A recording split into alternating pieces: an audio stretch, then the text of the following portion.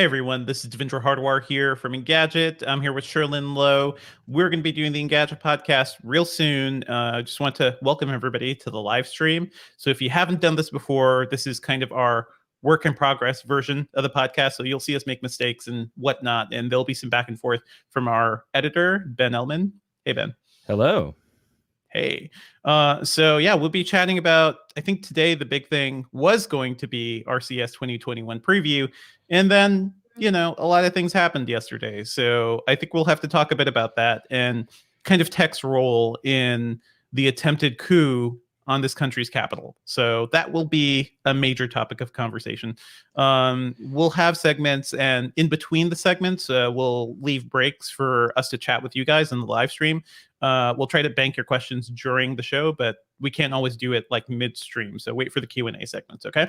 Yeah, I'm going to be watching the chat, and I'm going to make sure that no question about the really important things, which is the TVs and computers that are being announced at CES, don't get That's the only important thing we're talking about. Yeah. Cool. Okay. It's nice to be back, by the way. Happy New Year, everyone, that we missed you over the holidays. Oh, yeah. I miss doing the live show. This is fun. We did an episode where it was just audio, and it's not as fun to see everybody engage with the entire audience and everything. Yeah. Yeah, I mean, I did appreciate the afternoon timing, but we'll see. Maybe we can make that happen later this year. But okay, yeah. Ben, are we good to go otherwise? I do believe that we are good to go. Okay. Just so tired.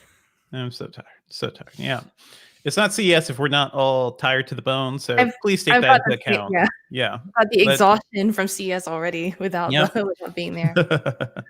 Okay. Let's go in 3, 2, 1. What's up, Internet, and welcome back to the Engadget Podcast. I'm Senior Editor Devindra Hardwar. I'm Reviews Editor Sherlyn Lowe. And today we'll be talking about our CES 2021 preview, which that show begins next week. We've been working hard to prepare for it. Nothing else is happening, right? Let me just let's just get into the podcast. As always, you can subscribe to us on iTunes or your podcatcher of choice. Leave us a review on iTunes, and you can email us at podcast@gmail.com. You can email us, at Gmail. You can also email us at podcast@engadget.com. Please join us Thursdays around 10 a.m. Eastern when we record the show live too. You can join us for a Q&A and chat with us, and we'll answer some of your questions. So let's talk about CES, right? Yeah, no, I was in the middle of CES when all this went down. And by all of this, I think Sherlyn means the attempted coup on American democracy by right-wing extremists and Trump supporters. That was a strange thing to see on a Wednesday afternoon. Let's talk a bit about what happened, because I'm not sure about all of you listening, but as these events started to unfold and we saw protesters approaching the Capitol in Washington, D.C., and we saw them getting into conflict with the police, and then all of a sudden the line was breached and they were just on the building, breaking through doors, busting open windows. It was an insane thing to watch, and it made me realize just how far we've kind of fallen as a country and what extremism is doing to so many people in America right now. But it's also, it was just wild. So let's talk about what's happening here. Yep. Were you going to say something, Ben? No, I didn't. I heard you breathing in. Oh, yeah. No, okay. I'm sorry. It's okay. So let's talk about what was happening here. And a lot of this is actually down to tech, even though there's a lot of explanations here, right? And we're not a political podcast, so I can't really dive into the nitty-gritty of the reasoning behind this. But what I can tell you is, we can report the news. And here's what we know so far. Among these right-wing extremists who invaded the Capitol, here's what we know afterwards. 4 people died following the coup. 1 woman was shot by police. There were 3 medical emergencies. There's not much more detail from that. This is the first time the Capitol building was invaded since the War of 1812. And that was by British soldiers in 1814. They burned down the Capitol. It's kind of astounding. Even during the Civil War, right? The Civil War flag did not make it to the Capitol, but Trump supporters still managed to do it. 30 people were arrested after curfew, which for some reason included Washington Post journalists. And from what I saw and from the footage I saw, it also seemed like cops were just letting all these extremists out of the building, like letting them walk out, holding the door open for them. It is an astounding thing to see. It didn't seem like arrests were happening right then. I did see last night that the FBI put a call out to anybody, basically to the internet, to say, can you help us identify who these people are? And Twitter got into action immediately. I'm sure Reddit is going to be a big part of that. Oh, yeah. Yeah, but this is just a crazy, crazy situation. And it's kind of the result. It is exactly the result of what happened Wednesday morning. President Trump had one of his, not quite a rally, but he had he talked to the crowd who had gathered to protest the confirmation of Joe Biden. Do that again.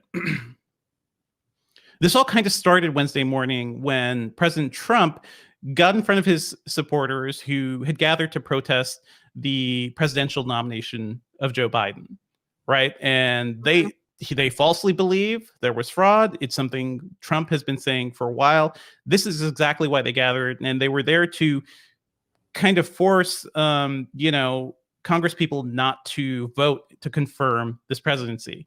And what's weird is that during that speech, Trump basically left them with, please confront the Capitol. Basically, he told them he'd be watching. He literally incited this mob to invade the Capitol.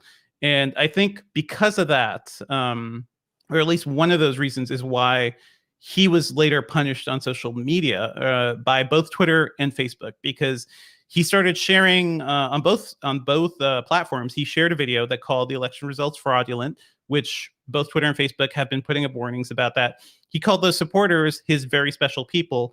And he tweeted this as the riot, as they were actually invading the Capitol. So I think that was the last straw for both of these companies. Twitter said that they would, so what they first of all did is that they blocked those specific tweets, the ones with the video, and they suspended his account. So he couldn't tweet anymore. There was a Twitter announcement that said if he removed the tweets, he could tweet after 12 hours, but future violations could mean a permanent suspension of his account, which is something a lot of people have been calling for, since before he became president. So that is certainly an interesting thing to see.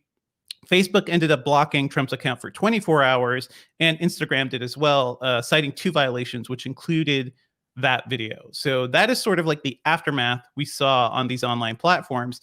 But I think what really struck me is that this is a very online coup attempt, right? There's just a lot happening here. It's driven by social media. It's driven by our instant connectivity. Let me just tell you a statement here, because I think it's kind of interesting just to put this in perspective. Paul Barrett, deputy director of the NYU Stern Center for Business and Human Rights, said in a statement, Facebook and Twitter did the right thing. Better late than never. Trump has violated the platform's rules by spreading disinformation about election fraud and inciting violence. This kind of harmful content should have no place on social media services that protect their users and society at large. So, Sherlyn, after all of this, I'm not sure where exactly you fell on Twitter should kill Trump's account, or should we just keep censoring him whenever he does bad things, which if you look at his Trump as his Twitter account right now, it is just a straight line of warnings this is disputed, this is he's lying, basically. Where do you come down on what's happening now? I think one of the things that happened was as the riots were happening and as the siege was happening, people were calling on Trump to do something, say something to get these people to leave. And that's his platform for talking to them. Twitter, Facebook, that's how he reaches people. And that's the video he posted, which is, we love you. You're very special. Go home in peace. But did he say go home in peace? He did, but It was a mixed message kind of video where this first half of it he spent blaming, everything sort of still on the, so-called stolen election, and it just not everyone who really supports him would know what to take away from that, and it's that sort of like unclear messaging, I think that finally it really pushed him over the line and made Twitter and Facebook do what they did. So in that situation, I think that the suspension makes sense, because if you're not going to, stand up against all of what's happening definitively, like the way some other politicians have, and you're going to say these things that continue to perhaps possibly incite violence some more, then they have a responsibility to stop it. This is people's lives. This is stuff that's at stake. I don't think a lot of people understand what happened here either. Do you think Twitter should have just blocked his, ended his account earlier? Because it's not like this is the first time this has happened. He's been doing this since the beginning of his presidency, right? Like, this is the online president. This is a guy who basically came to power because of his ability to manipulate media and online conversation, especially his Twitter account, and just really rally people, with his message. Do you think it was too late for Facebook and Twitter to do something like this? I think it was definitely like it should have come sooner, but that's my point of view. I want to say that like Twitter and Facebook, companies like those, are also under tremendous pressure from like people on the other side, and so they would get really mad. What's the other side? Being the people who support Trump, right? Like the people who are his the ones who claim that social media is always against them, even though we have documented evidence of both Facebook and Twitter kind of going to extreme lengths to appease conservative and right-wing voices too, right? Like it is very frustrating to see them whining about this when they're the ones these companies often just stumble over to try to appease, basically. It's just funny what the limits were, right? I think this is what it pushed. This is what it took. It took war. A warlike thing. It took people who thought they were safe from anything, right? Rioting and looting, but people who are senators may feel like they're usually very safe. But it took their safety, the safety of these so-called important people, to be threatened, for them to be like, oh crap, we got to do something. You know what I mean? If this was just rioting in the streets, Twitter would be like, meh, Facebook would be like, well, this is a fraudulent post. Yeah, this is a warning message, and that's all you get. I think that's certainly part of it. Like, this is, they basically, Trump is now there's a line you can directly draw to him inciting people attacking politicians and very important people. We've seen this, throughout the year too, right? Because, hey, a group of Trump supporters and extremists plan to kidnap the governor of Michigan, right? So there has been a lot of this. I do wonder why. I do think it's a little too late for both these social media companies, especially because Twitter is boosted by Trump support. Here's the thing. Like, even though most of his content is toxic and he riles up, a very extreme base of people, it's good for Twitter because it's more engagement. And it's engagement for Twitter, it's engagement for Facebook and Instagram, and that's all these companies care about. I do wonder now that the Capitol building has been attacked by a very online group of people. It's a group of people who, it seems like they got there with no clear message. Here's the thing, right? They were protesting the results of a fair and legal election, but they didn't have any other statement beyond that, right? So they got into the Capitol building to take selfies and to stand for photo ops. And there are a lot of examples of this. Getty photographers took some great photos of these people just ransacking the Capitol. There were people who took photos of themselves in Nancy Pelosi's office. People stole mail from Pelosi's office. They wrote graffiti on the walls of the Capitol, all for the online clout. And I feel like that's the main thing, right? I think the funny thing for me was seeing so I follow this Instagram account called Influencers in the Wild. Oh boy. Pictures of influencers doing their thing in the middle of the street or the road or whatever. And that, for all of yesterday, when the coup happened, it was just people taking photos of other influencer wannabes in these offices in the Capitol. So it was just like clearly imposing, right? Like, why do you do that if not for fame and glory? I guess it's like you could see them. Hey, please smash that like button and subscribe as I sit on the dais of the Capitol building. And I'm saying right-wing extremists here. Like, let's be clear, there were literal neo-Nazis invading the American Capitol. So you can see that too. Like a lot of the folks, you can see the tattoos. These are people who are known within online communities for extreme right-wing views and neo-Nazi views. So this is where we are as a country. Let me just say, as all this was happening, I was definitely starting to think like maybe social media was a mistake. Maybe, maybe this instant communication and the ability to instantly broadcast so much to an audience of millions, and have it shared and retweeted so quickly, it does kind of bring out the worst in us. Human beings, we're social animals. This is what we are kind of built for. We come together, we tell stories. It's kind of how we survive and, survive as a civilization. Social media has given us the ability to communicate at light speeds, to broadcast it in ways that we've never really seen before. It's sort of like, I don't know if you ended up seeing Wonder Woman 1984, Sherlyn. I did. But the actual dumb plot of that movie is the supervillain taking advantage of satellite that will beam information. Not a huge spoiler here, but it's a satellite that's going to beam, information right to everybody's TVs. And oh man, isn't that a crazy supervillain plot? Except no, we can all do it any time of the day from our phones. You make something viral, it'll get on national news, right? It'll be on all the social media platforms. We can do it. Anybody can do it right now. And we're not really using that power for good most of the time, unfortunately. And I think that we should put a finer point on this. Sure. Like, it was extremely online. Yes, Facebook and Twitter have a lot to answer for, but it was also the Donald refugee site when Reddit / the Donald got banned. It's also 8kun, the place where all of the QAnon rumors really started. Do you remember that picture, all those pictures of that guy who looked like he stepped out of Skyrim? Yep. He is known as the QAnon shaman. Yeah. The neo-Nazi Viking, by the way. Like, yeah. Yep. This is where we're at. It's not just Trump. It's not just Trump's tweets and Instagram posts. It's also the entire like QAnon conspiracy universe. Yeah. Which is based around him. Like he is the main character of these conspiracies, right? I mean, Q was supposed to be of them right now. Yeah.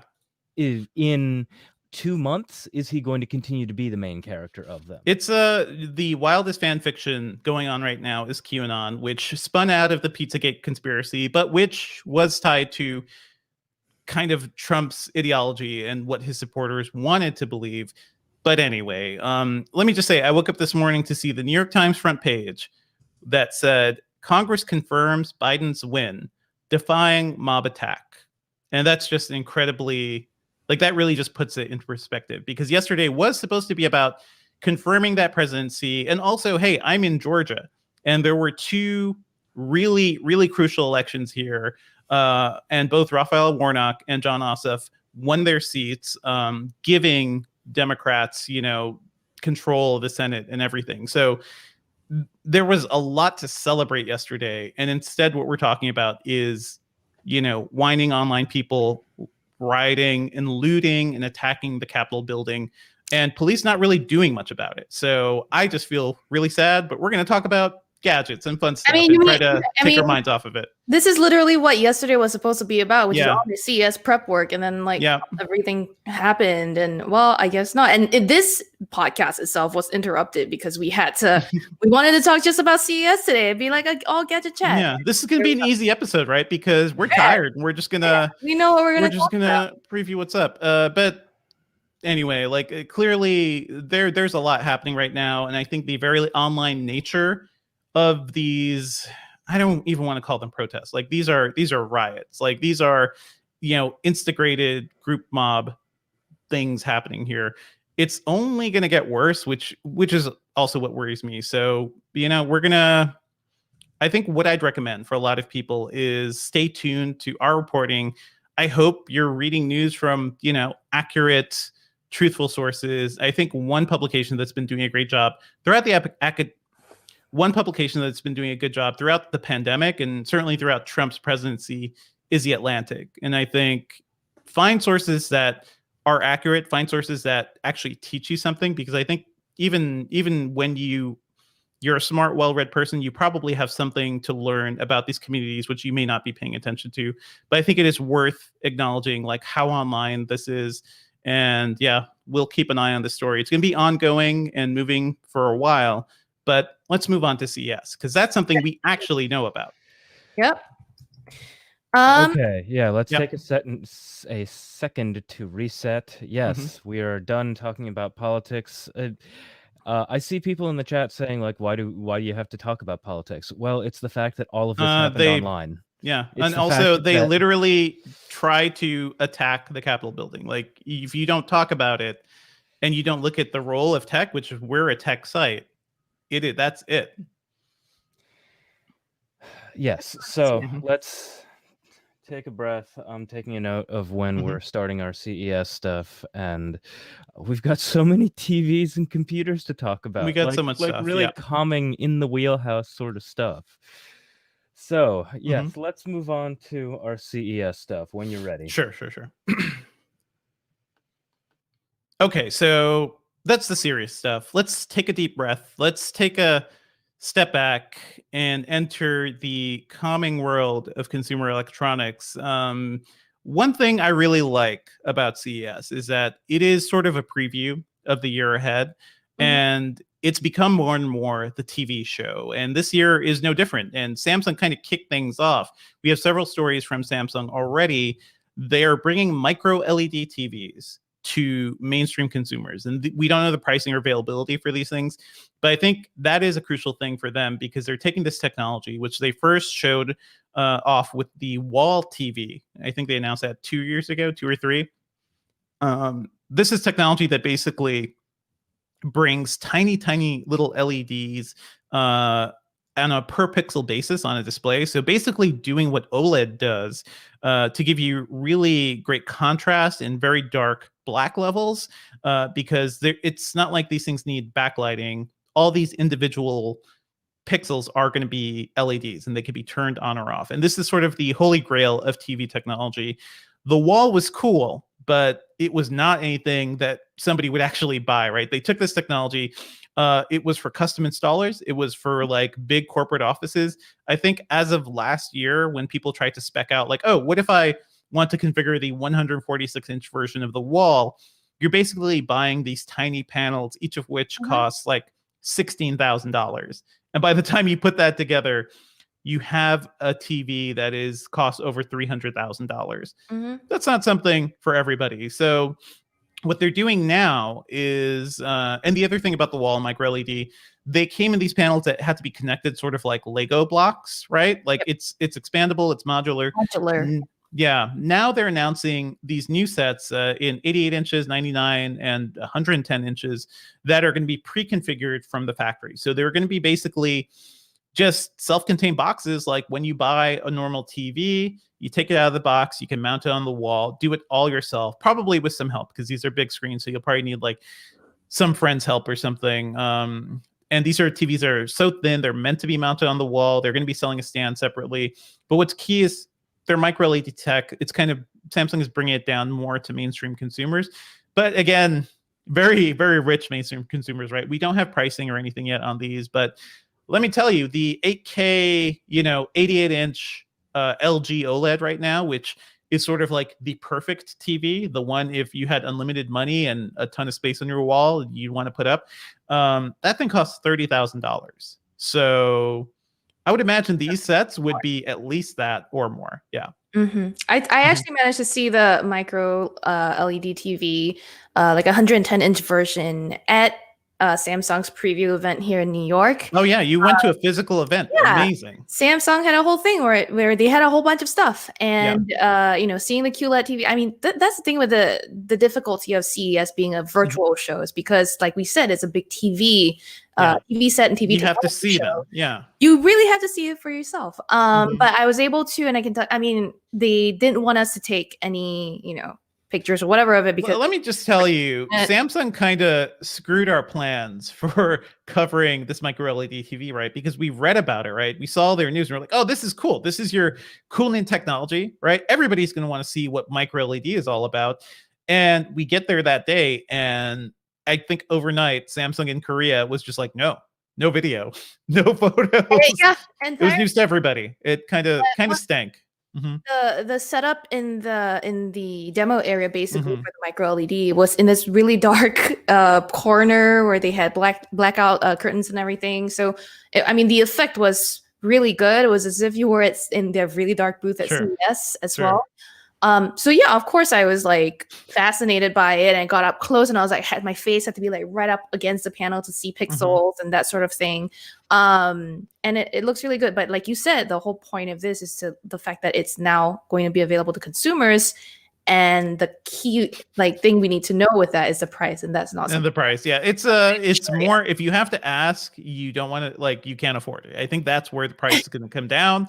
Expect this to cost the amount of a car or something. So again, not for everybody, but I do think for a super rich person who didn't want to go through the headache of setting up something, with professional installers, because the wall, for all it was, right, the wall needed professional installation, and Samsung told me that could take days because somebody has to go connect the panels, make sure it all works together, make sure it's all synchronized. It's not the easiest experience, and Samsung isn't the only company doing this.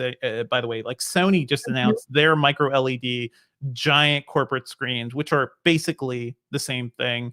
And micro LED isn't the only thing we saw from Samsung, right? They talked about their new QLED TVs, Neo QLED, which are powered by mini LED backlights. So this is where TV tech gets really annoying and confusing, right? So there's micro LED, which is it's not even quite the same as LCD tech. It just kind of has that name, but micro is the smallest. It is the one that gets you lights on a per pixel basis. Mini LED is more like a traditional LCD screen, which has backlight zones. And it used to be, and even for Samsung, it used to be maybe 10 years ago, in the early 2010s, most TVs had side lights around them, which is one reason why LCD TVs had, issues with uniform lighting and black levels and everything, because you basically had these spotlights, reading lights on the tops and sides of the screen. It never made things look very good. And back in the day, 10 years ago, I was rocking a plasma TV because plasma didn't have this problem. Plasma was very uniform. It was kind of like the OLED of that time. Talk to anybody into home theater in the mid 2000s and early 2010s, plasma was kind of where it was at. But now LCD TVs are kind of getting better. Over the last couple of years, we've seen full array backlights, which means those lights were actually put behind the panels in specific zones, and the number of those backlights determined how good the contrast level was and the brightness was and the black levels were, because the more lights you have, the better a zone could be localized, right? So if you're looking at a scene with a sun or a single bright light or something, if you don't have enough LEDs to light that spot up, you'll get this weird halo effect that just looks like, I don't know, there's a ghost in this one portion of your screen. It doesn't look uniform. It doesn't look black enough. Mini LED are basically smaller backlights, which can give you thousands of potential areas to light up. And that basically gets you quality that's close to OLED at a much, much cheaper price. So I talked about this when I bought TCL's 8 series. That's a mini LED TV, and actually one of the first on the market. I bought that thing for $1,000 at a 65-inch size, and it looks fantastic, and it looks like mini LED. Both Samsung and Sony, I know Sony's not doing this right now. Samsung is kind of getting into this. LG announced that some of their newer sets, their non-OLED sets, will also have mini LED as well. So that's kind of the state of TV right now. We're also seeing new OLEDs from LG and Sony as usual.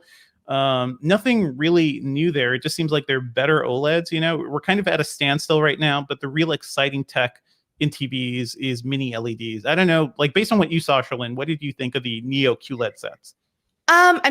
So those weren't, given that treatment, the way the micro LEDs were, where there's a dark room, whatever, they're just hung on the wall. Because they're bright. They're meant to be super bright. So they didn't need the dark room. They look great. The lighting across it looked even, everything. I've been interested in QLED technology for a while, since they first appeared on TVs, and then now starting to make their way onto laptops. So, QLED screens are really great. I was more interested in some of the features that Samsung announced as well. One of them. Oh yeah, there's a bunch. Yeah, there's a whole bunch. And I won't get into all of them. The one that did catch my eye that led me to be like, oh, right, a separate story about this is the Samsung Health app, which launched last year on Samsung's TVs, is getting a new feature called Smart Trainer. And it basically uses an optional camera that you have to attach to analyze your form when you're working out with Samsung Health workout videos and also count your reps.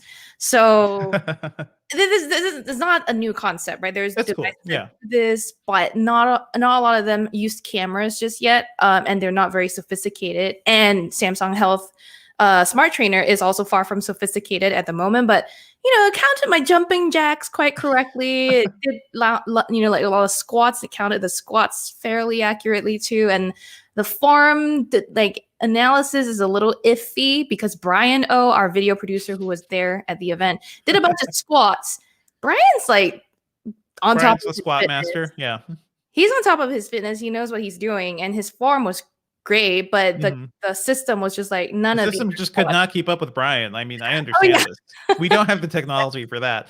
It is funny you bring this up too, Sherlyn, because the thing that seems to be really happening this year too is health tech that is directly visible on your TVs, right? You tested out Apple Fitness Plus, and that is kind of the same thing. I want to try that because I have an Apple Watch, I have an Apple TV, and I kind of want something that'll help me get up and moving when I stop nursing the sprained ankle. But that seems like a bigger thing happening this year. We'll talk about that. We'll talk about the health stuff coming. There's plenty of stuff we can talk about in health tech in a little bit. But what else from Samsung? Yeah.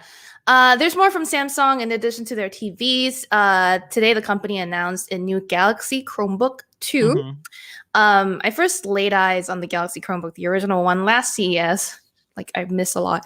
But and it was this brilliant, bright red Lamborghini style Chromebook where I've never seen a Chromebook that all they had to do was make a bright red Chromebook, and everyone's like, "Ooh, I am a notorious Chromebook hater, so I know consider me not impressed." Yeah, you don't have to be, but the original Chromebook was really good looking, very thin, very much in the aesthetic of a lot of Samsung's latest laptops, right? This really thin, minimal, clean look. But the issue with the original Galaxy Chromebook was that had a 4K. It was a Chromebook. It was a Chromebook. Yeah. Oh, okay. But 4K AMOLED screen.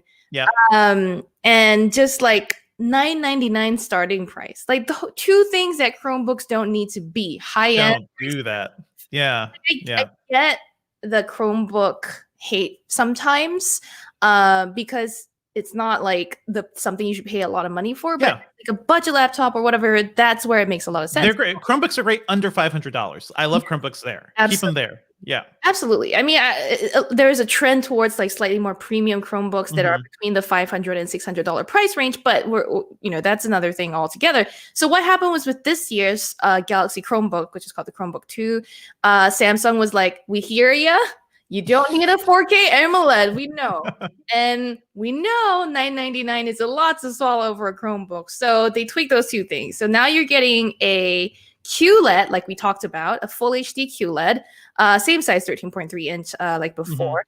And then you have and the starting price is $550. But at that base level, you're getting an Intel Celeron processor as opposed to the original Chromebook, which was a Core i5, 10th generation Core i5. So a Celeron processor, I mean, for Chrome OS, not so bad. But if you wanted a bit more power, you can get the option with the Intel Core i3, which would be $700. So still expensive for a Chromebook and really goes toe-to-toe with the Pixelbook Go's sort of pricing, except for the specs may be a little bit different. But it's just a gorgeous, just beautiful Chromebook. I was still like, this is pretty. What was the pricing again? Did they say? What was the pricing? Yeah. The $550 for the base model with Celeron and $700 for the i3 model. That's better. This is where you should have started. Yeah. Yes. The sad news for me is that unlike the original Chromebook, the Chromebook 2 doesn't have an S Pen on board. Usually they're for an S Pen. Yeah. And this one doesn't. But I guess one of the trade-offs you have to swallow. Yeah, we're going to be talking about a bunch more computer stuff, by the way, but let me just wrap up Samsung because there were a couple other things we should mention, and TVs.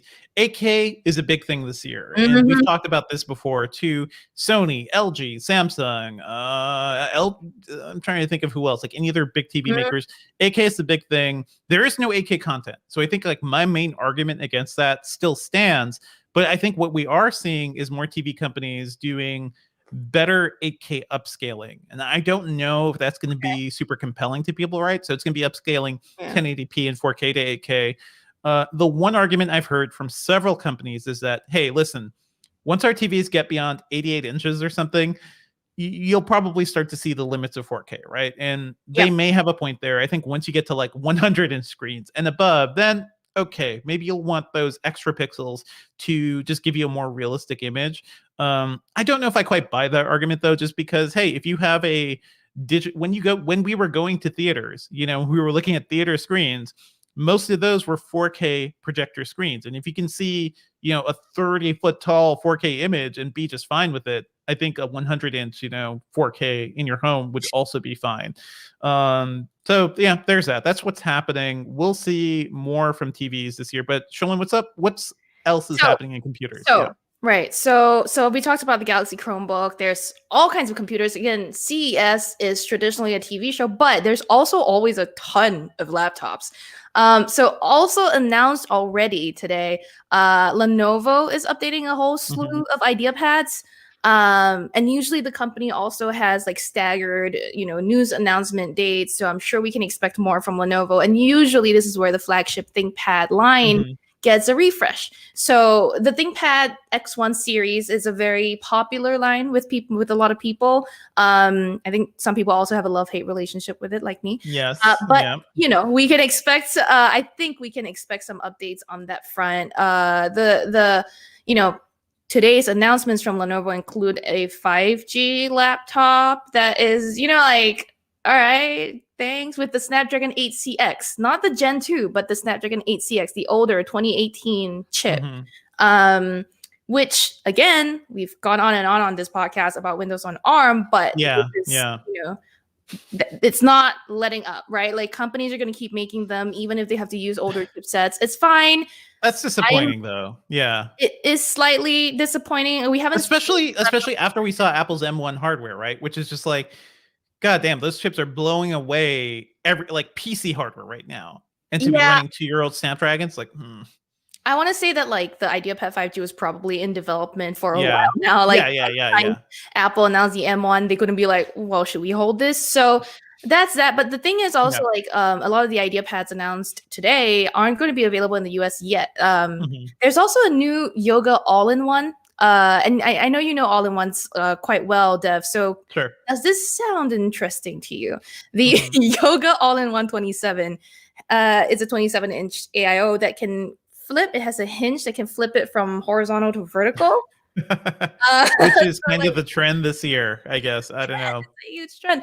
I mean, last year, I think Samsung did this, not the Serif TV, but the Zero. Thank you. Zero. That could also do that. So this is like a similar take, except for it's the all-in-one. You can cast. I don't know why you'd want that on a PC. Is the thing. Like I actually know people who use vertical monitors, and it's useful if you're like working in web development or something or programming, but you usually have that portrait monitor right next to a normal landscape monitor, so it's usually like a second or third display for people, right? So I wouldn't make it my primary maybe they don't have a lot of room, so you want one screen. There's also software that allows you to cast your, mobile articles through the screen. So maybe you want to see it, how it looks on a bigger screen, that sort of thing. And Lenovo promised that a future update will basically turn these things into like smart TVs so that they can play, TV shows directly from apps without having to go through a browser or whatever.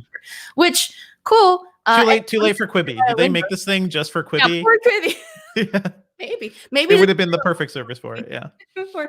But there have been so many other laptops. I mean, I know the embargoes are sort of drip feeding out. I would suggest the viewer and the listener keep an eye on Engadget.com also this weekend next. Because can we talk about some I can keep the dates straight for myself. That's all. It's fine. We're all busy and crazy. Like we're all bone tired right now. Let's talk about some broader things though, because I think what you can expect from all the computers you're seeing this week and next week is new hardware, and we don't know what that new hardware is going to be, but we know Intel has, a press conference set up. AMD is going to be doing a keynote and a press conference as usual. NVIDIA is always a big presence at CES, and I wouldn't be surprised if we saw some new chips, some new GPUs, at least new mobile GPUs, because NVIDIA is kind of waiting. Like, come on, like we know they just launched the 3000 RTX series on desktop. We're just waiting for them to hit mobile, so that's probably going to be coming at some point. So you can really look forward to all that. My main advice to everybody looking at computer stuff: don't buy a computer right now, because if you wait a couple of weeks and you see what's new and what's coming, maybe the computer you want will actually drop in price as the newer model is going to be available. So, keep an eye on that. Any other, I think one good thing about going to CES, Sherlyn, is that we get to see the new weird stuff, right? Like foldable PCs and dual screen PCs. What are you expecting? Because we can't talk about embargoed stuff, but on a general level, are you expecting to see more foldable PCs, especially after the Lenovo thing we reviewed? That's the whole thing, right? Like usually a show at CES is where people bring their more daring concepts to the event to show people things in real life.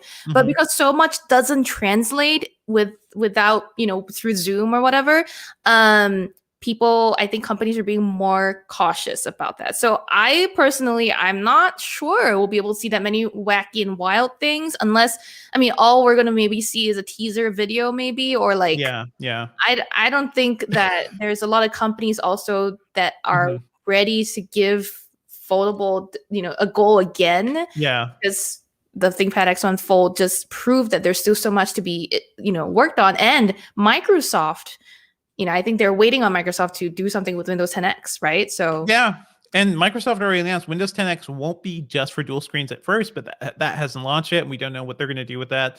We're in a weird holding pattern right now. I think that's kind of the thing and the way we're at. I'm also, let me just tell you guys, I've seen some weird stuff just previewed concept-wise from companies, and so much of it is just did you just draw something on a napkin and just feed me this as a concept device, because this is ridiculous. So we're going to be talking, that's next week's conversation, because there's a lot of stuff like that. Okay, so I'm just right now double checking that the embargo but it is pretty wild. And so it's called the Lavi Mini. It's one of Lenovo's partner with NEC, and they came out with this line called Lavi. And so that started sort of last year. The Lavi Mini is a netbook style device, right? It's a little laptop, and it's almost chunky, but it's cute. But you can also add controllers to the side to turn it kind of into a switch. And then you can prop it up so that it's sort of standing like a smart display. This thing takes a lot of forms. That's cute. I can dig that. Yeah, I think that's an interesting concept. Again, Lenovo isn't one to shy from wild concepts. And to be fair, this isn't just Lenovo, but I like that the company is still trying to do these interesting things.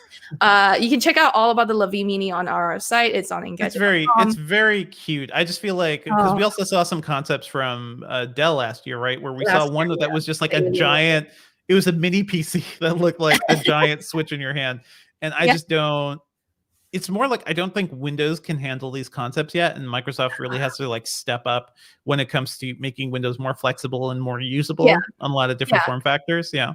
I just love that the Lavi Mini is a 2021 device that reminds me of 1999. I'm just it's very 1999. Yeah, it reminds me of those I remember watching anime in the late 90s, and people would have all these Sony and NEC little mini laptop things, a Bio thing that looked was a 5-inch mini computer. It's oh, that's the future. I want to live there. Let's go back. Let's go back to that. Dual screen computers. That's a thing. I think that was more of a reality last year. We're still waiting for the Surface Neo to come out. We don't know what other companies are going to be doing yet. Asus is usually big on this. We've reviewed the ZenBooks with the special screen that's underneath that. So maybe we'll see more of that this year. And I feel just Asus has been doing a good job compared to everybody else. So hopefully they'll get better and refine their stuff. Yeah. And that does also remind me of the Intel Technology Open House we usually go to at CES, where that's where they show off their wilder concepts. And without the pressure of an open house like that, I think the companies are more like, oh, I guess we don't have to show anything. So but so we shouted out Lenovo, we shouted out Asus, but there's plenty of more laptop companies and PC companies, right? So I'm waiting to hear more. I mean, some of them have already some news that's gone up, like Dell has had some early news go up.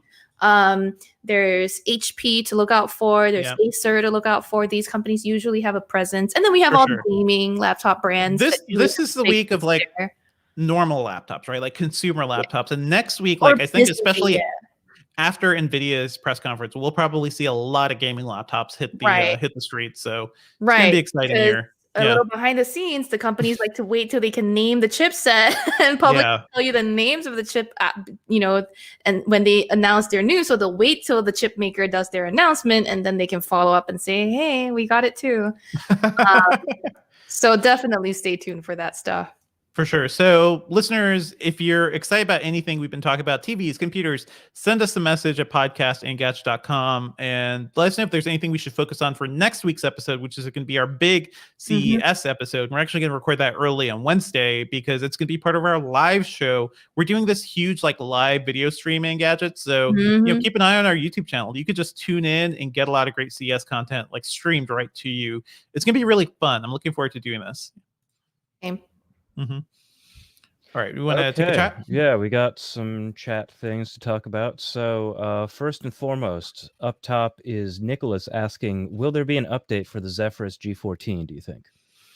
Do I think? Let me tell you guys, it was one of the most popular gaming laptops we saw last year. It was rarely in stock, and just talking to Asus, like it was hard for them to even keep those things available and in stock. So I think maybe, but I can't say for sure. And, that was a great computer that probably they could use a little more time to work on other things too. I think the keyboard could use some work. So given how popular it was, we probably won't see a refresh immediately, maybe more towards the middle of the year. Then Tylertron asks, or actually this is more of a statement, and we'll see what you think. He says that I just want a TV that comes pre-calibrated with both HDR game and movie modes. I'm tired of going through settings for an hour calibrating it for each input. That's so actually a lot of TV companies were talking about like the director's mode and things like that. And I think you guys should use all the modes you get, right? If you're playing with a game console, and newer TVs will automatically switch to game mode, that's a mode that turns off all the extraneous processing to get you like the lowest input lag you can get, which is what you want for gaming. Cinema mode is super helpful because that gets you, kind of subdued settings. It doesn't like hit the color as hard. It is hard to automatically calibrate a TV set because calibration depends on your room. It depends on the lighting in your room. It depends on where the TV is. So, there's great sites like ratings.com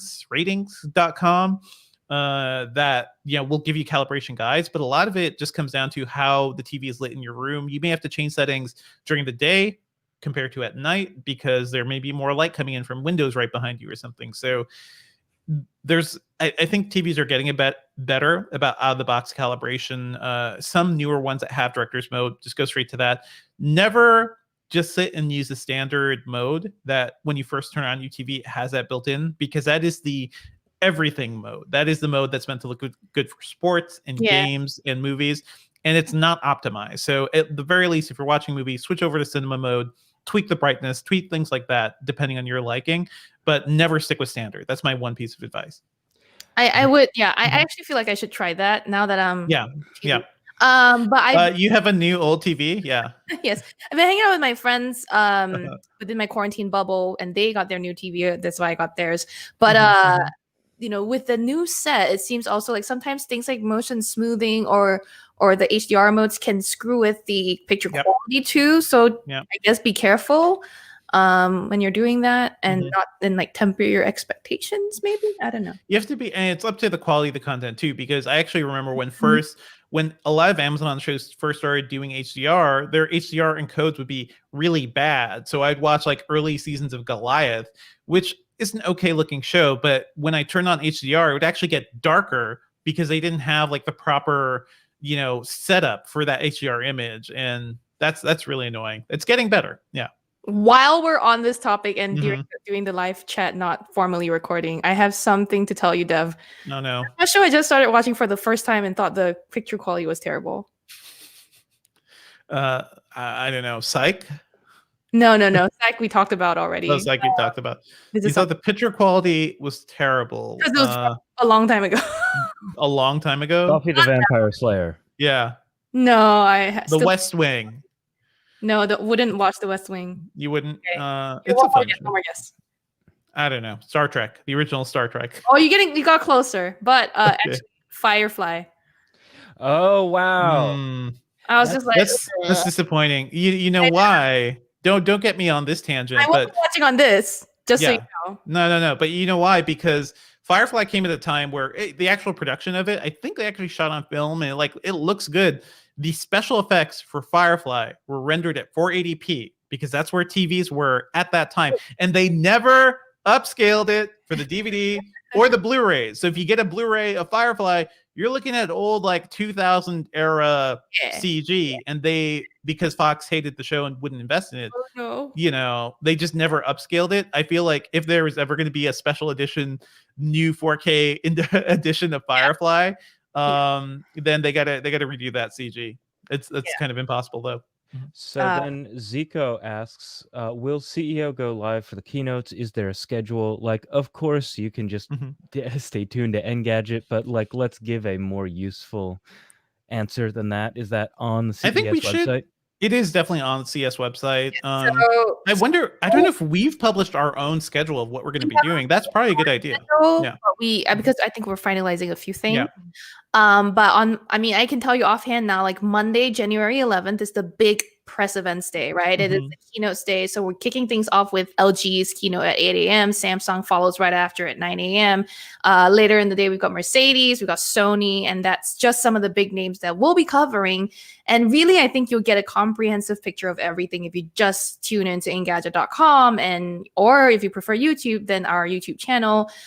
We're going to do back-to-back programming live as the show unfolds, and it'll be from as early as 7:30 a.m. on Monday, and we'll wrap things up around 5 p.m. Eastern every day from Monday to Wednesday. So make sure you guys stay tuned for that. There'll be plenty of interaction, plenty of live chats with you guys, and Engadget roundtables with other Engadget people, not just us. Yeah, it's gonna be a lot of this, a lot of virtual chats, but it's gonna be fun. We have some cool guests lined up and cool panels. Yeah.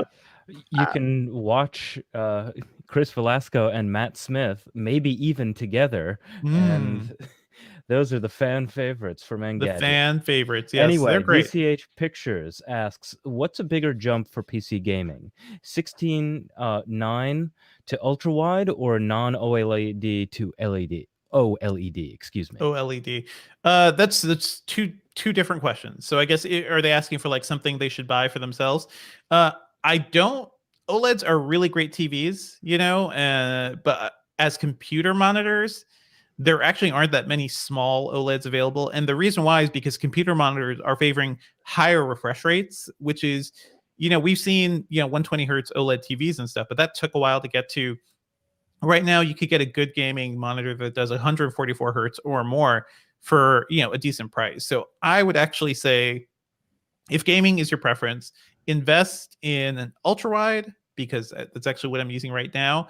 I'm playing Cyberpunk, in an ultra wide monitor, and it's not VR, but it's very immersive in a way I really enjoy. And it's useful for productivity stuff too, because right now I have Audacity in a corner, I have our video window, I have our show notes all on a single screen. I could see everything at once, so I find that useful.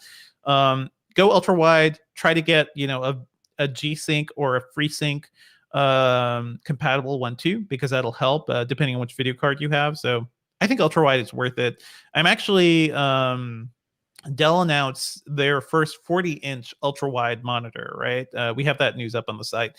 I just got that box shipped in, and I am very happy to set that up and see right now I have a 34-inch ultra wide. I want to see what going even bigger is going to get. So consider me an ultra wide fan. Yeah. So we do actually have a little bit of breaking news. Do you want to talk about this? So Mark Zuckerberg literally just posted on Facebook that Facebook is going to block Trump from accessing his accounts indefinitely. Nice. There is a long statement that I don't think that I'm going to read, but there's a pull quote that I'm seeing on Twitter that says, "We believe that the risks of allowing the president to continue to use our service during this period are simply too great." Let's can you link me to that? Let's do like a plug-in segment that we could do for the end of the bit. If you want to do that before we move on to yes, all the other let's stuff. do that right now. Sure. Yes, I'll put that in the show document right now. Sorry, this is live show stuff happening. So if you're watching the live stream, this is how things get made. We're actually doing something right now. We're going to be adding an addendum to our... Yeah. I was looking through the chat as well, and I saw a question from Cornell. Just wanted to make sure you heard or see that I've responded that you can still try to apply for platform agnostic. I'll definitely take a look. To remind everyone watching, Platform Agnostic is a really cool initiative that Sherlyn and a bunch of other tech journalists have started to try to bring more varied backgrounds into tech journalism. So, people not from the traditional techie backgrounds, people who may have grown up poor, all sorts of reporters of color. What am I missing here, Sherlyn? Is there anything accessibility? Accessibility. Accessibility, yeah. Different able-bodiedness, and just any sort of underrepresented community, gender identity, sexual orientation, all of that stuff. Technically, we were going to announce the successful candidates this week, but this week's kind of a trash fire, and I'll be announcing today that I might as well do it now that we're going to announce the candidates later. So that's about it. And you made this plan a while ago, right? Like you knew that you were going to be doing this announcement right around CES. We thought this week would be the week before CES, and we would have anticipated already having interviewed all our candidates by now. But it was never going to be a problem to announce the week before CES. It's more the coup that we're like, well, I don't think we really want to. We're not sure. We especially even announcing the program itself, we were like waiting for a week where like Trump wasn't screwing things around. Like it was close to the election, so we were like, we'll wait to announce. So that's mostly the reason. Okay, so do you want to? Yeah, let's do this. Just like, hey, this just broke as we were recording, and now we'll redo the intro into the CES portion too, because I don't think those two would click together. Okay, sure. Yeah. Okay.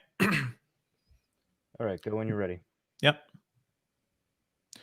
One more thing, folks, that actually just dropped as we were recording this episode. Is an announcement from Mark Zuckerberg that he is blocking Trump's access to his Facebook and Instagram accounts indefinitely. It's weird language because it's he says specifically, we are extending the block we have placed on his Facebook and Instagram accounts indefinitely and for at least the next 2 weeks until the peaceful transition of power is complete. So it really sounds like this is more of a 2-week ban to get us to the point where Biden is president, which is just a wild thing to be considering. But sounds like more stand. Yeah. It's just like a slightly longer suspension. I think there's one statement in here that I think is really like this is the most forceful thing I think we've ever seen from Zuckerberg. But he says his decision to use his platform to condone rather than condemn the actions of his supporters at the Capitol building has rightly disturbed people in the U.S. and around the world. We removed these statements yesterday because we judged that their effect and likely their intent would be to provoke further violence. And then he goes on to say that, they have allowed Trump to be on their platforms while removing posts, but the context now is just fundamentally different. So this is probably, this is the strongest move we've ever seen Facebook take against anybody. I wonder if Twitter's going to follow up. Any thoughts here, Sherlyn? Same thing that I've already said, which is it took a bunch of men and women in suits, a bunch of men and women in power for someone like Zuckerberg to feel, and mostly white men and women, to do this. So I appreciate that they're finally taking a more forceful stand. and maybe Twitter will follow suit. We don't know. Twitter has been traditionally a bit faster than Facebook at doing things like that. Yeah, but yeah. we'll see. You never know what they might take an even more forceful stand. Who knows? It's crazy that even as we're recording this episode, the story keeps going and gets even wilder. But yeah, stay tuned. We'll be following all this Engadget and certainly talking more about it on the show. But let's move on to something maybe a little lighter, a little more fun. Let's talk about our CES preview. Okay. And maybe those two will gel for you, Ben. Well, yeah, I'm gonna have to cut between because I am going to have like one of those transitions. So yeah, now we can move on to like weird stuff, health tech, weird stuff, stuff that you're gonna miss. I think that this can be like half the size of it's not gonna be very the initial long. segment because we already front-ended all of the big stuff. So yep, for sure. Let me bring us back in. Let's move on to other stuff we're expecting at CES. I think every year, more and more, it's becoming more of a health tech and a wearable show. I know this is really your jam, Sherlyn. Like, any thoughts about what we can see this year? Yeah, so as before, as for the last 8 years now, I think Engadget continues to be the judge of the official Best of CES award.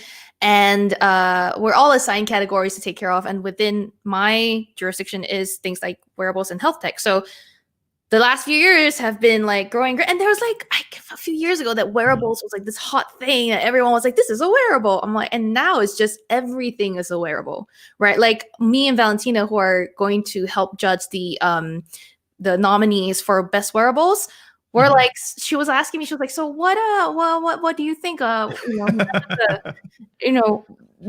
lot of companies that we usually see wearables from save their news for later in the year around Basel World, which is the watch show. Basel World. Basel World. And so I was just like, I was telling her, don't worry, honey, because you'll see there will be all kinds of wearables. And not surprisingly, I've already seen like publicly even announced like face masks. Right? Didn't we think this is the CES that masks are going to be the hot new wearable? We're going to see. I mean, LG already announced one with like what looks like air conditioners built in. But specifically like active face masks, right? Like not just cloth, but active face masks. You have to charge. They have filtration and lights and all sorts of crazy stuff. Yeah. Yes, the LG one that I'm talking about was announced like earlier in 2020, and it came with a built-in fan and with purifiers, and air purifiers and stuff like that. That looks bulky as hell. Now we're seeing things that are a little slimmer, sleeker, with still what looks like fans, and then some of them do things like they'll display a smile in front of the mask. Oh my god, it is. We already knew 2020 was our, giant leap into dystopian future, but right now we are just living out Terry Gilliam's Brazil.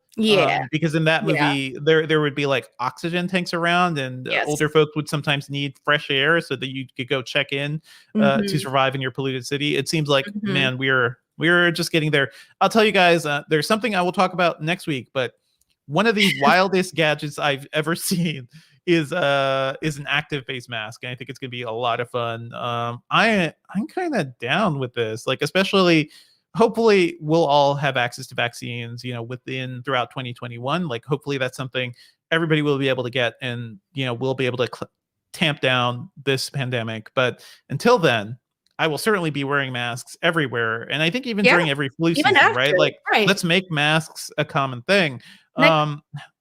Next CES, I'm definitely still wearing a mask. Oh God, yeah. If we're traveling to CES, which is already a dangerous event, like CES flu is a real thing. I am definitely gonna be wearing a mask. But by then, maybe you'll want a mask that has like a clear, transparent front so people can see your lips and see you smile, or something that lights up so people can see your lips at night for accessibility. So yeah, that'll be cool.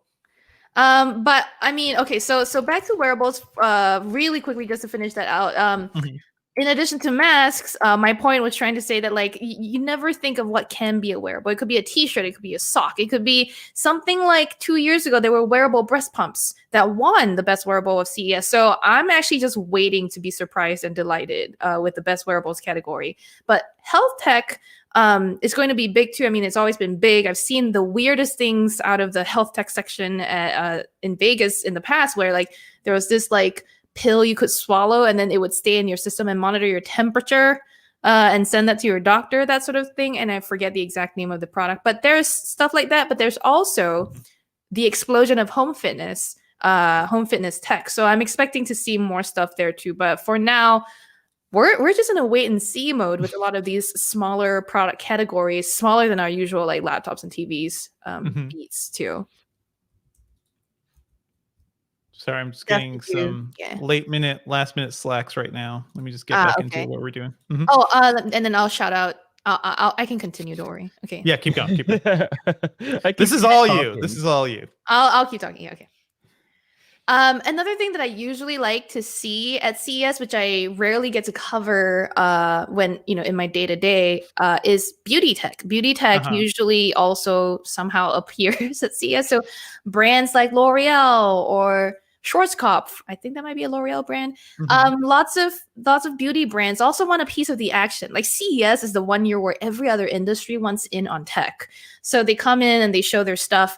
So I might not be able to see as much of these as I like this year, but I'm still excited to see that. And then finally, I think, it's high time that accessibility got a lot more attention. And I think, and CES has traditionally had some accessibility the products to being announced and launched. There have been wheelchairs, motorized wheelchairs in the past too, and I'm also just excited to check out that category. That's also one of the categories for the Best of CES awards, which is best for accessibility. So those are the things that I'm keeping my eyes out for and really hopeful about. Are those the only things? I mean, there's other stuff. Yeah, I mean, they're not the only things, but they're the surprise. They're the like things you don't typically think about in my day-to-day like line. Let me just say, throughout 2020, a lot of us have been cordoned off from people. Things are kind of lonely, like maybe you just need some help, and I think yes. Okay, what are we getting to here? So last year was the first year the CTA officially was like, yeah, sex tech can display at the show. And then this year it's like such a weird show. I don't really know what the guidelines are there, but I'm also, pretty sure we'll see plenty of sex tech announcements across CES 2021 from smart vibrators, Zoom plugins for all your sex tech. Like, let's just combine all that. Imaginative.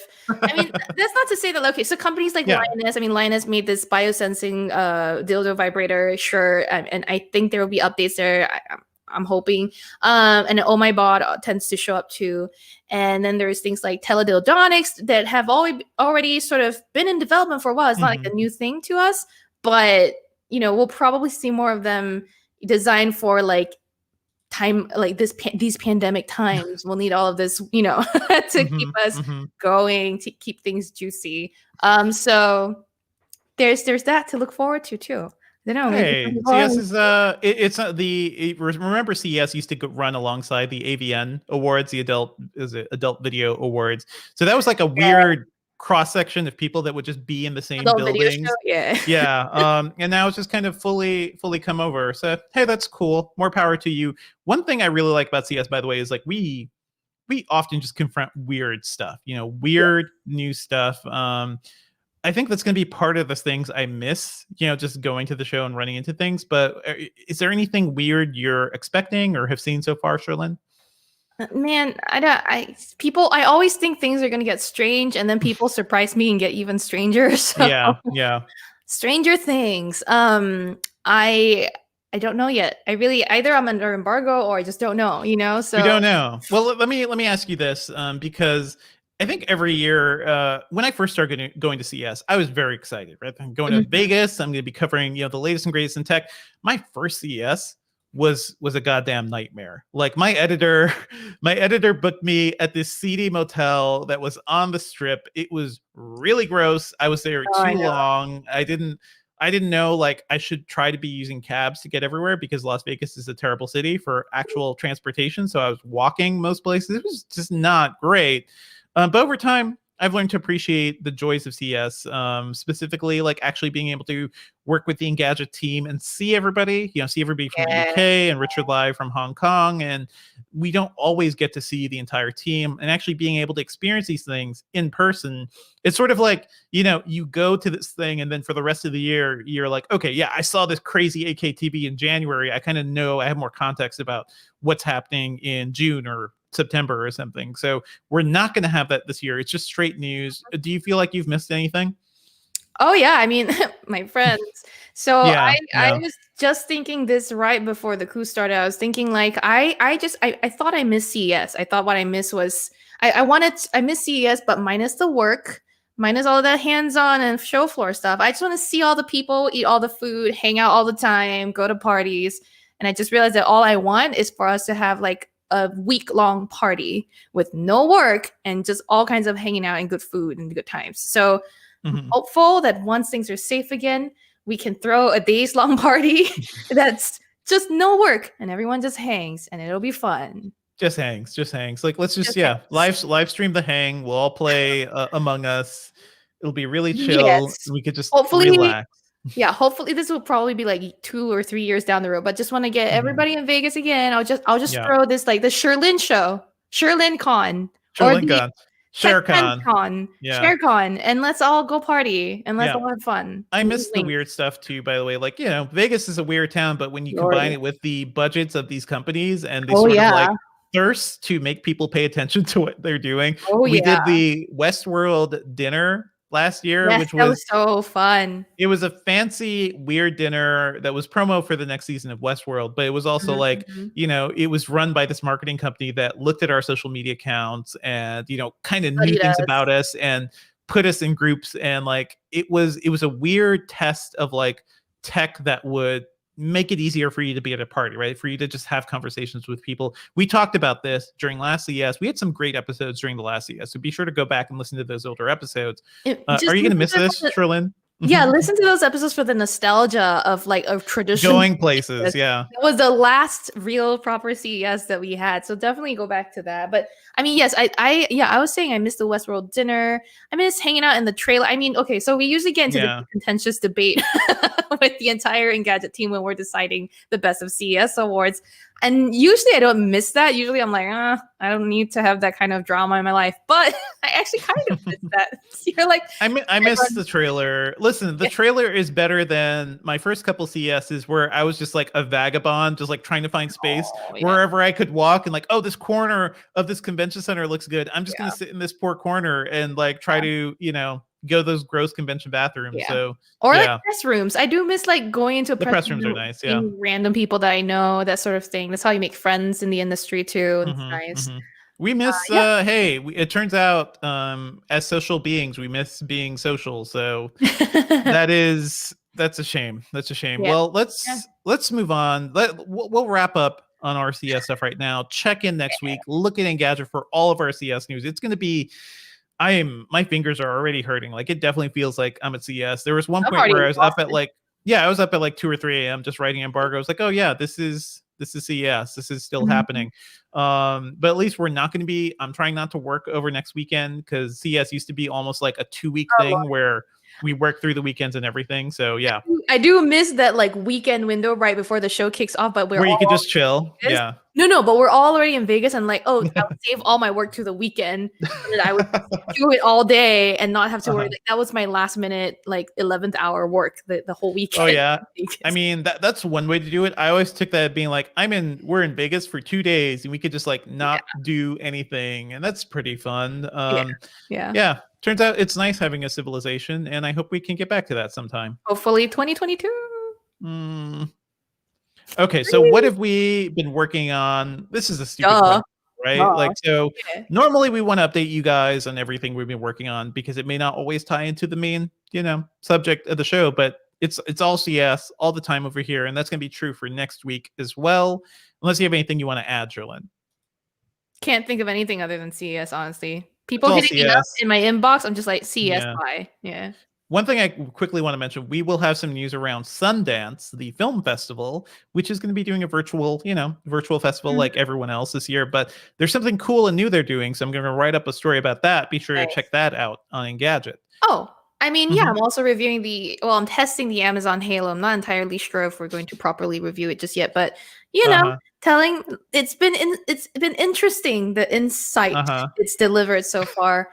You've been wearing the Halo for a couple of days now, Sherlyn. I am just wondering, how many tone warnings are you getting? I mean, so here's the thing. It doesn't warn you about your tone. You just go into the app and kind of look at the tone section. Passive aggressively tells you, like, you could have been nicer there. So you could have been less mean to Devindra there. According to this app, right? So far today, I've been mostly positive. I've been 11% cheerful and 11% content, but 4% frustrated and 4% like. Does it give you a timeline for when you've been frustrated? It sort of has these like notable moments where you can. Is showing something to the screen right now, which is not great for audio. But so, for example, right now it's showing me like at 11:10 a.m., which is like 7 minutes ago, I sounded amused, friendly, or happy. But at midnight, just past midnight, I was annoyed. Apparently, well, duh. So why? My question is, why would you even build this technology? I don't think you need to know the points where you feel. Anyway, Amazon believes your mood is a big indicator of your internal like mental well-being. So sure, but so far my biggest issue is that it doesn't feel very accurate, and it also doesn't feel. I just like what are you talking about, friendly? What are you telling me? And it doesn't show you the exact thing you said so that you can refer yet. So I think I don't think having all the information is always helpful, right? Because it actually will frustrate you more. Because then you're like, what do you mean I sounded frustrated or annoyed? Who was I talking to then? Did I hurt their feelings? Like, it's just Apparently, it's just a whole load.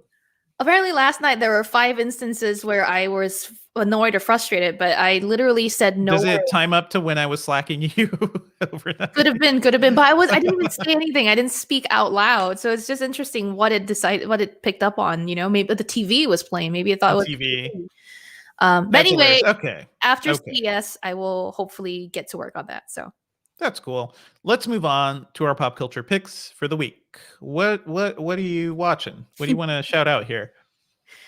Other than Psych and Firefly, which I've been telling you about already. Firefly's good. I want to rewatch Firefly now. Well, actually, you're going to be disappointed in me. This is why I keep my picks a secret from you, because I want to. Well, you like your garbage shows, and then when you get like, a steak, you're like, I don't know what to do with this. Yeah. Okay. Well, I didn't really quite like Firefly all that much. I know heresy, but it's been 20 years, so I know how to deal with people in Firefly. So when it comes to picks for this show, I try again. Some listeners already know. I try to be to find something less mainstream and a bit more obscure, so that it's actually something you don't already know is good, right? But this maybe you saw trending in Netflix's top 10 over the holidays. But I had just finished Sweet Home. It's this Korean horror series on Netflix. And it's about this apartment complex in a part of Korea, and it's like a rundown, like on the socioeconomic ladder. It's a lot lower on the scale, sort of development, and it's there's some kind of pandemic that turns people into monsters, and it's based on the webtoon. This is the live action series that I'm talking about. It's based on the webtoon. The webtoon itself was really well received. I don't know if you heard about it before, Devindra. I don't think so. No. Yeah. It's pretty cool. It's basically this idea that everyone's, if you get infected, you start to show symptoms like nosebleeds and whatever. And then in the hour before, in some time in the window before you fully turn into a monster, and these monsters are very creative, by the way. They're like a cross between Resident Evil and, I don't know, like The Strain. But anyway, before you turn fully into a monster, there's this period of time called the golden hour where you're invincible, where you like are human still, but you recover all wounds. You're basically Wolverine. They basically made like a post-apocalyptic like RPG into a TV show. Yeah, that's what it sounds like. Yeah, it sounds sort of like that. So there's a lot of really interesting characters. Obviously, I mean, people again who listen to this podcast know I love watching like Korean horror and science fiction. Have you seen Train to Busan Peninsula yet? I haven't seen Peninsula. I don't think it's out on digital streaming. It's out. It's out. I bought it. I've had it in my folder for like a couple of months now. Yeah. Yeah, the reviews for that weren't that great. I don't know exactly when I'm going to watch it, but hopefully soon after CES. But Sweet Home, I think if you like a good monster flick that's very different than it has Walking Dead vibes sometimes. Just like the human element to it, but lots more action in terms of monsters and very interesting creatures too. Like there's monsters that don't kill. What's that? What's up with that? What's up with that? This is fun. I want you to check it out, Devendra, and tell me what you think. I mean, I have to see the other thing. What was the Korean zombie show? Oh, Kingdom. I can't wait for I need to see that first. Yeah. Definitely that one first. Yes. That one's really, really good. There's so many great genre shows. I want to shout out, listen, after yesterday, I need a little bit of comfort food or something because the state of this country is just really worrying me. So I finally decided to catch up on the Steven Universe movie. And Steven Universe is a show I've loved for a long time. And the movie, the original series, and future, the final season, they're all on HBO Max right now. So good time to get into it. Steven Universe is a fantastic show. And as somebody who grew up, loving anime, I love the fact that we have these creators now, like Rebecca Sugar, who grew up watching Sailor Moon and Akira and Utena and everything, and have built their own, animated mythologies that constantly reference those things. This is a show about a young kid who has super gem powers because his late mother was like a space gem, and she was part of like a race of people who would travel the universe and colonize planets and whatnot. And it is, I think, the most inclusive show I've ever seen. It's kind of a musical. Like there's always music happening, and the movie is actually straight up a musical. It's actually it's a sing along too, because they give you the lyrics and everything. They do like the bopping thing. So I miss karaoke. I think that's really fun. Yeah, you miss karaoke? Yeah, I would try this show for that. I mean, I think you'd like the show too, just because it's about people learning to be nice with each other and learning to deal with their emotions. It is a very mature and inclusive show that I love so much. And it's also like inclusive. Yeah, it's fun. It's funny. I like the characters. The cast is actually diverse too. Like there's just so much going on. But the movie, I think, there were 5 seasons of the original show, and it ended in a way that was huge and dramatic and had like universe changing implications. And the movie is just like this nice little thing that is still reckoning with the past. But the music is fantastic. It is like, it's the level of something you'd find on like Broadway or something. And actually, they brought in a major singer as the sort of voice of the villain. She's animated in the style of like a 1920s, 1930s cartoon. So she looks like, one of those early Mickey cartoons with just like the weird loopy lines, and she's like basically circles, her actual character design. And seeing that fit into the universe, the world of Steven Universe is really, really cool and really fantastic. So if you want something good in your life, if you want to just feel a little better, check out Steven Universe. If you haven't seen it before, the movie's great. And future, Steven Universe, it's so wholesome. And future is the final season. I'm going to keep going with that too, because I hear that is fantastic. And I just love it. I love that we have creators out there making things like Avatar: The Last Airbender and this, who are, American creators, but are so inspired by the anime that came before them, and also are using, animation studios in Korea, which that's where most anime is actually, produced right now. So it is a great like cross-cultural thing. And if you like anime, you haven't checked out Steven Universe before, it's all on HBO Max, so go check it out.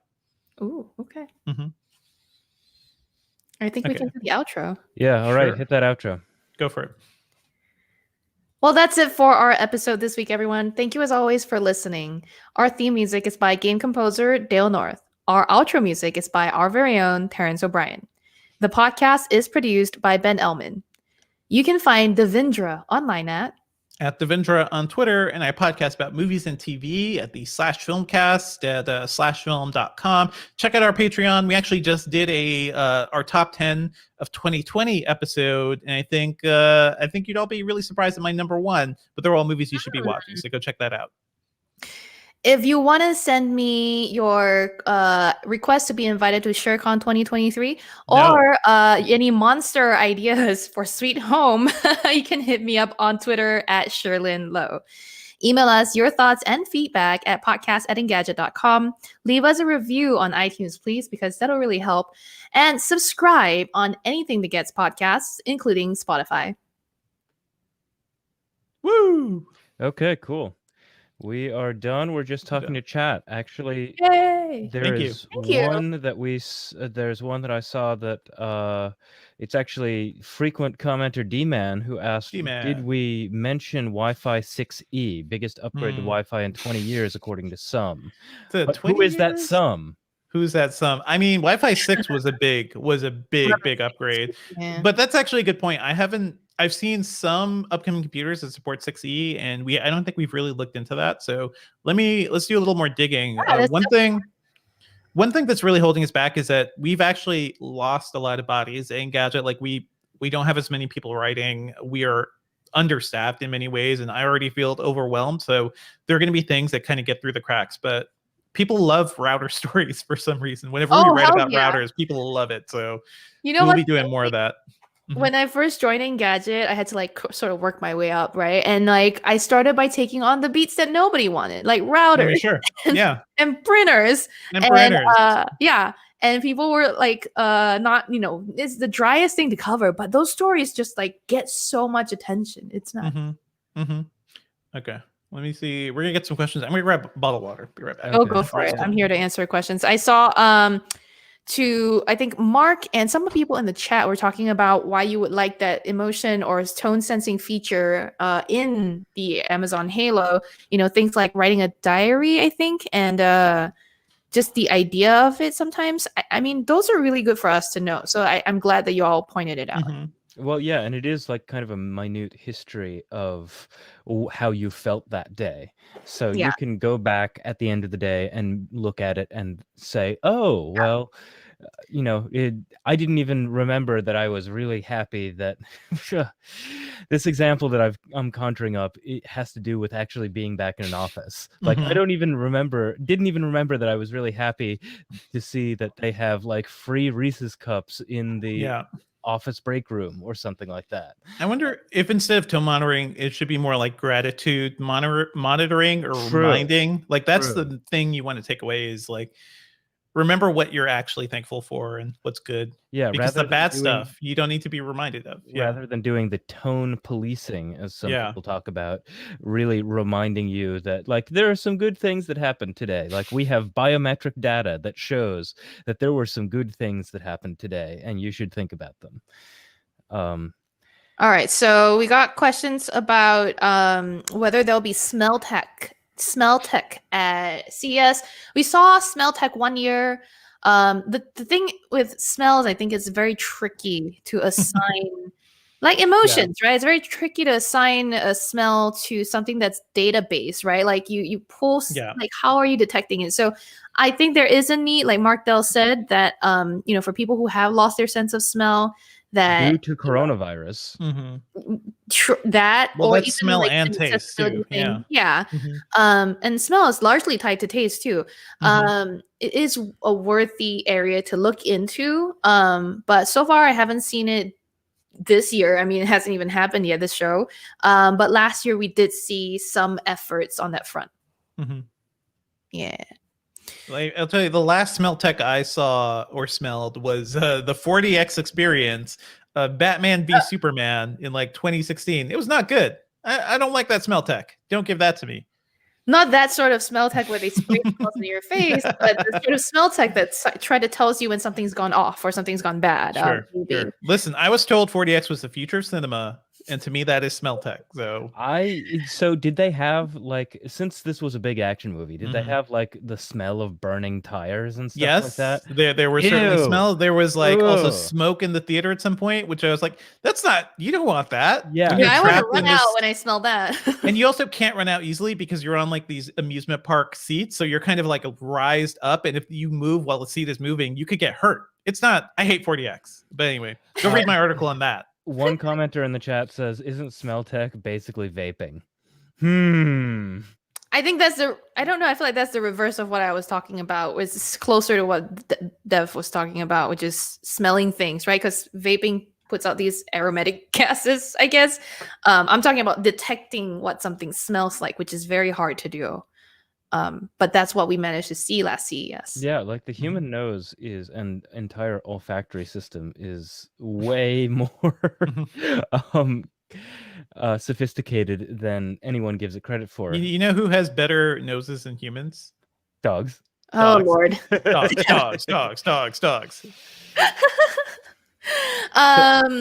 I want to shout more out dog photos. Yeah, I want to shout out our one of our chat users, Toasty Pear, who's just been so positive throughout. It's so great. Toasty Pear said things will get better, stay positive, and also Toasty Pear said they're glad we haven't gotten sick from being at CES, which is really nice. Yes. Yeah.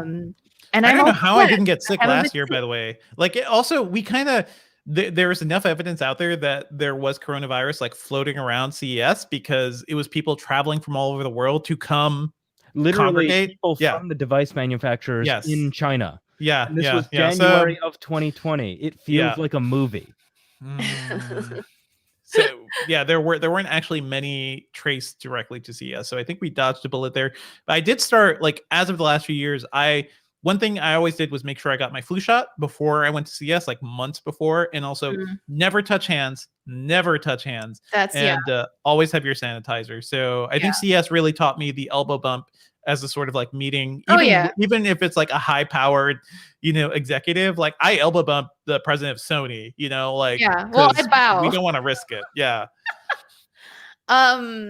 No, you're right. And so another thing is, I don't know if I've mentioned on this show before, but like I usually by this point of the year have been sick like 3 or 4 times, right? Like usually I get sick in November, December. At this time last year, I remember we were in the office, like just about to finish up being in offices for the next foreseeable future. And you had this sinus infection that you refused to do anything about. For like 2.5 months. After a while, we're like, tried. Well, it was because it started out as like what felt like a cold, and I saw a doctor, and then last year, 2019, I saw a doctor on Christmas Day, and then I saw a doctor on New Year's Eve because like things just weren't getting better, and finally they were like, it might be a sinus infection, and that's what was happening. And you're like, well, by this point, it's too late. Anyway, the good news is I haven't been sick. Which is nice. Use a humidifier, people, in winter. That will actually help cut down on sinus infections and whatnot. So, Devendra, question: did you elbow bump Jeffrey Katzenberg? I didn't get to touch Jeffrey Katzenberg. I didn't get to touch. He was like Jeffrey Katzenberg. He was on the other end of a conference table, but yeah, I would have tried if I could. What I remember about getting into that interview, by the way, was just like there were several like assistants running around, like Jeffrey Katzenberg lost his jacket. We have a jacket situation. And he like left his jacket in another room somewhere, but it was like people running to make sure they got his jacket, which I'm sure is worth thousands of dollars. Just a quick bit of background. Jeffrey Katzenberg is the founder of Quibi. Thing that failed gloriously in the last 10 months. I'm not sure if anyone cares as much about Quibi as people who work in media do. No. And we just think that it's very, very funny that it's how much funding did they get? Like nearly $2 billion. I mean, it is funny and it's sad because media were like, hey, we're all losing our jobs and our friends are getting laid off and the newsrooms are dying and local media and local reporting is a dying industry. Here's $2 billion for an absolute garbage idea. Let's just throw money at that. It's kind of cry laughing. So I think we were cry laughing at that. Don't get me started on this big idea that I have for public funding of local media. Please. I've seen a lot of pitches for that. But yes, I've been thinking media needs to be run like a nonprofit for a while, but I don't know if that will ever. Yep. I mean, that's what NPR and a lot of folks have been trying to do, but it's not always a thing. Yeah. I could go off about this, but I won't. Yeah. Quick shout out to Ayano from Japan, from Tokyo. She's actually part of, I believe, Engadget Japan. Nice. I've met her at a few events. Also, shout out to Matt Smith, who was listening this episode. And Mark Dell says that instead of shaking hands or touching elbows, your greeting should be dabbing. Oh No, God. no. Don't tell that is to our like a video Demolition producer, Man. Julio. That's a Demolition Man future right there. Like actually, for the Demolition Man sequel, we gotta dab at each other. There was a special handshake in Demolition Man, right? Like that's just what I'm thinking of right now. Yeah. I mean, it's a little bit Demolition Man. It's a little bit Idiocracy, though. Yeah. Okay. And also want to shout out to Julio, our video producer, by the way, who's, the genius behind all of these dog shots that y'all have been getting. And Julio finally got his PlayStation 5. Oh, yeah. Congratulations to Julio. That's what we're celebrating. Congratulations to Julio for getting a PlayStation 5. But 3 months he had to wait. It was a big deal that when we did that little bit of breaking news, I don't think we've ever tried to do breaking news on this stream, but we were able to get that Zuckerberg screenshot up pretty immediately. Thank you. I think that was pretty cool. Our team they're on top of it, our live stream team. Yeah. Thank you for dealing with it. So I see one more question pop up in the chat. So this is actually a really interesting one. Any chance that Engadget ever covers tech in clothes like Gore-Tex or Merino wool? Let's talk about that Google thing from last year. Yeah. You've covered smart tech. Yeah, the Google thing, the jacket, the jean jacket. Oh, Jacquard. Okay, so that's I think a little bit different from what John 006 is saying, which is materials and that's material sciences. That's we cover that stuff less unless we do it in a more like removed way where we're like, oh, blah blah blah, publish a paper. Well, also it's like recycle. This sneaker's made out of recycled material or something. We've done that when Edgar was with us. Yeah, like these new Nikes from reclaimed ocean-bound plastic or whatever. But yes, speaking of Jacquard that Ben was talking about, Google's Jacquard platform is to make wearables like jackets and backpacks, for example, smart. You'll be able to connect them to your phone. That's sort of more what we cover in terms of wearables. We cover things that are connected. I think if you look at our tagline for the website, it's things about this connected life, right? And there's got to be some sort of like connectivity element to it. So merino wool, Gore-Tex, not as much. But if it's interesting enough, like Impossible Foods, we have covered Impossible Foods before. We have covered food science. I'm not going to say we're never going to ever cover material science. You know what I mean? It has to be like, it depends on how high tech it is too. Like, yeah, it depends on the field. It depends on a lot of things. But like we've focused more on like environmental stuff, and especially when there's like a clear tech angle into it. I think it's been super helpful. Yeah. Okay, so our actual video producer Julio got into the chat, and I'm thinking that he is thinking that we weren't going to notice it, but he says, "Hi, any thoughts on the Jack Ma situation? Have you guys heard about this? Like, Jack Ma said something about the Chinese government, and then no one has heard from him for he's disappeared more than a week now." It's very strange, but I can tell you I'm not surprised. I can tell you that my friends who are journalists in China generally have to have their phones. Their phones are monitored. Yeah. I mean, everything's monitored, so yeah. I have a friend in China that I just recently reconnected with. Like, it was really hard to get for her to get a line out to the US. Like, she had been previously using VPNs, and now the VPNs have been cracked down on. So we send emails, and we're just like, and then there are some. There are some general things that we cannot talk about. Yeah. The Jack Ma thing is troubling, by the way, but also like, what else is troubling is like a lot of the reports about the suppliers, in the districts. What was the exact district name? Like where we're worried about talking about Shenzhen? I'm not sure where exactly. Not Shenzhen, no, but where the Uyghur Muslim camps are basically being set up. And it's and it's basically like there's a lot of shady stuff being like that's happening there, and they're directly tying slave labor basically, or prison labor, to electronics that we're buying. And I think that's going to be a deeper story throughout this year. It's terrifying. It's not just that. I mean, I've interviewed back in my J school days this person who was traumatized after being released from Chinese prison just for religious dissonance. Like she's part of some other religious subgroup that they didn't approve of, and she was telling me stories of how her experiences there. And that was ages ago. I mean, this has been going on Yeah. for a long It's time. been going on forever, but now it's like a concerted effort because they've basically built, I think for the first time we see that they've built factories right next to the labor camps. So that is the terrifying move that's been made, and we will certainly hear more about that. Sherlyn, is that interview available anywhere? Because I think we can find some of your old interviews on YouTube. Don't even talk about. Yep. I've unlisted all of them. Interview with this person. I was supporting a friend who was, it was her story. And I was just there as backup. Like I did photos and I did like some of the transcription work for her. I will have to check with her where the article was published because I actually can't remember offhand. That was like, Lord, 8 years ago. But I'll let y'all know if I find it. Someone in the chat. Let's stop paying attention to the chat because Julio is posting. I mean, we should say goodbye soon, but I just wanted to say hi to Bruna, who joined a little late today. But Bruna is usually one of our frequent listeners too. And we love our frequent listeners. Seriously, yes. like, and for everybody who sent in questions, yeah, the people who jump into the chat and we know them just by name, like that's part of what makes this fun. Yeah, so many of you now. We know so many names now, which is so exciting. We know, and you know, as we're about to end, send your last questions to us. We can address them next week, maybe. But as we're about to end, shouting out to Mark Dell, shouting out to D-Man, Bruna. Today we talked to John, Toasty Pear. There's Tejas on the line today. Cornell, True Tech, DCH TV, was it? So many. Well, yeah, that's the weird thing. Like these people are commenting under their like channel names, corporate names. So yeah, that's very confusing. Greg, thank you for joining as well.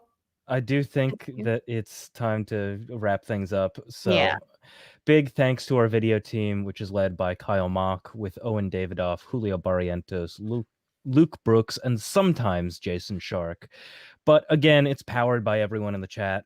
If you've stuck around this long, rate the show on iTunes. We live in a world of algorithms, and it helps more than you think. We'll see you next week. Thanks, folks.